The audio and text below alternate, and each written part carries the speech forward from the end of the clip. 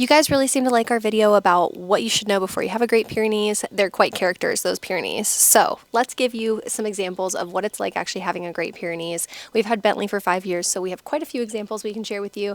And hopefully you guys out there who have Great Pyrenees can comment down below some of your examples from having a Great Pyrenees, because they're a lot of fun, but we need to warn the people so that they know what they're getting themselves into. One big thing to note with the Great Pyrenees is the second you go to bed, they go on the clock. They start their work shift the second you go to bed. Every night when Bentley's sleeping on the porch, we will turn off the living room lights and head to the bedroom, and all of a sudden the barking stops. He could be dead asleep, like dead asleep. You couldn't shake him awake, and he will instantly jump up and start barking. This is good to an extent. If you have a pasture Pyrenees, that's great, but one that's in the house or near the house, he is going to keep you up most of the night. We do love that he barks though, and I have to say, if you do have a Great Pyrenees that you're worried about this or you're having this problem because you live in smaller spaces or maybe in the city, my recommendation is to let them be outside more. I know that's a little bit counterintuitive, but let them be outside and then go out and correct them. So the reason we lose sleep because of Bentley is because one of us will usually get up if we hear persistent barking to see what they're barking at, and if he's barking at a coyote pack, we let it go and we let him keep barking. We tell him he's being a good boy.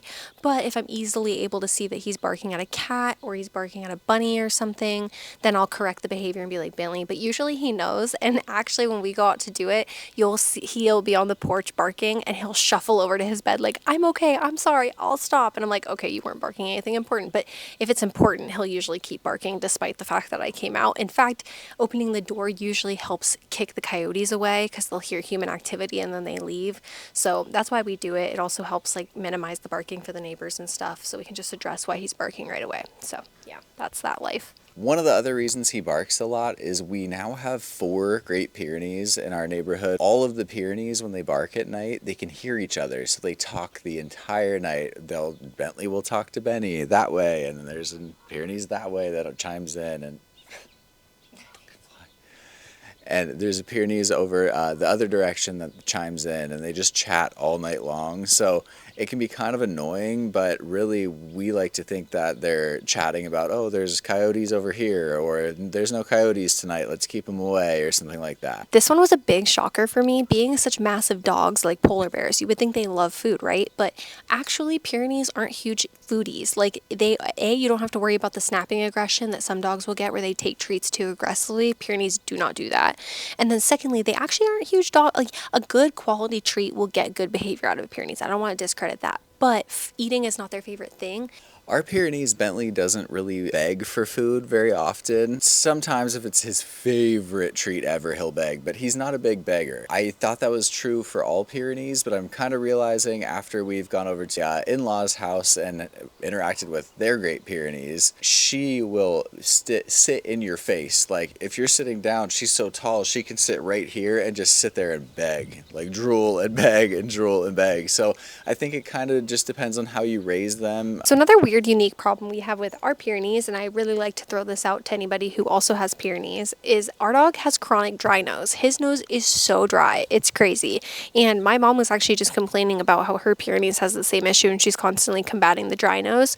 We put chapstick on his nose to try to help and Aquaphor and stuff, but I don't do it too often because I don't notice any bad side effects or anything. Like he doesn't seem uncomfortable with his nose being dry, so I let it just kind of be dry. But if you know, comment down below why their nose is so dry, because I don't have problems with this with our Chepanese or with our German Shepherd, so I'm under the impression that it's a Pyrenees trait, but let me know what you guys think in the comments. Bentley isn't very into being part of a dog pack and playing with a dog pack. He likes to be in the group, but he does his own thing. He's kind of the loner. You know, he will go walk off and sniff the bushes when all the rest of the dogs are chasing each other. However, that's not how he was originally when we got him. In fact, the reason we got our German Shepherd Hunter was because he was escaping at night to go play with other dogs. So we thought, oh, maybe if we get another dog. We thought that by getting a dog friend for him, it might make him stay here more often, but it did not help at all. We find that if you take a Pyrenees to the dog park, they tend to avoid the dog play altogether, and they'll just start walking around and sniffing all the poops and going around the perimeter of the dog park. So last thing about them that's extremely shocking to me, so I put it last, is that they are great travel companions. I know